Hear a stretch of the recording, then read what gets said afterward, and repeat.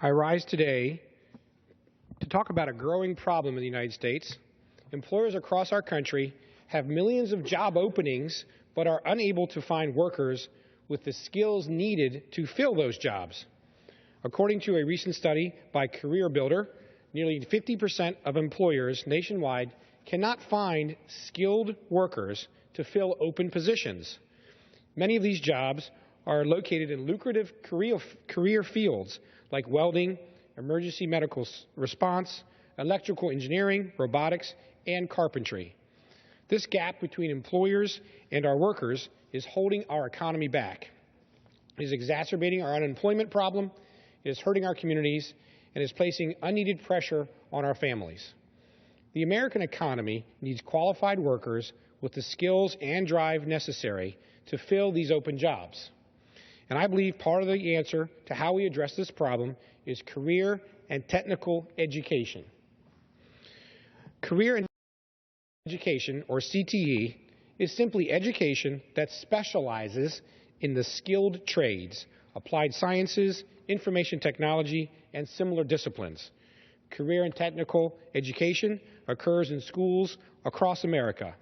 In my home state of West Virginia, about 65,000 students each year participate in CTE courses.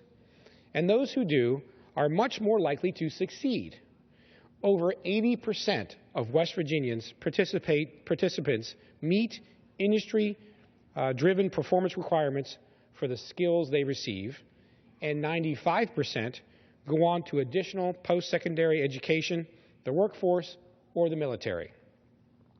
I hear about it, CTE, all the time as I travel across my district in West Virginia and visit schools and community colleges.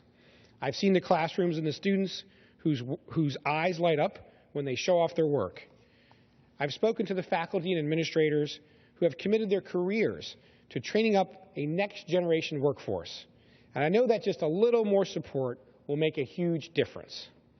While there's no silver bullet to our nation's unemployment problem, additional investment in CTE is one way to help put people back to work and grow our economy. The skills provided by CTE are some of the most highly sought-after skills in our economy today. But ironically enough, these are the hardest jobs to fill in the United States because of the lack of adequately trained individuals. According to a recent study by the Manufacturing Institute, over 2 million manufacturing jobs will go unfilled in the next decade because of the skills gap. I believe we can help. That's why I've joined with 7 of my colleagues to introduce H.R. 4263, the TEACH Act, also known as the Technical Education Help Act.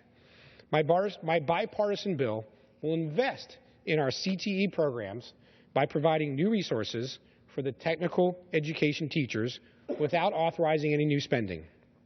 My bill will authorize the Higher Education Act's Teacher Residency Grant Program to be used to help schools recruit and train high-quality CTE teachers.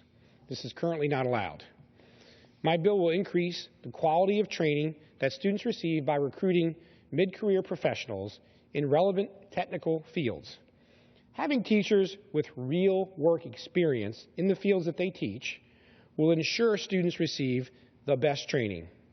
I'd like to thank Congresswoman Catherine Clark for co-sponsoring this bipartisan bill with me, along with Representatives Rod Blum, Bruce Poliquin, Tom MacArthur, Jim Langevin, Pete Aguilar, and Amy Barra.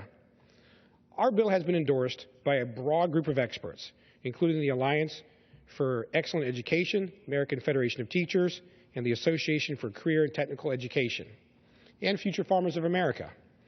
My bill is an example that Republicans and Democrats can work together. My bill will help provide new hope to our communities by equipping hardworking West Virginians and all Americans with the skills they can actually use. We need to invest in career and technical education now, or we will miss out on this important opportunity. I encourage my colleagues in the House to support the TEACH Act and consider the important difference it would make across our great country. Thank you, Mr. Speaker.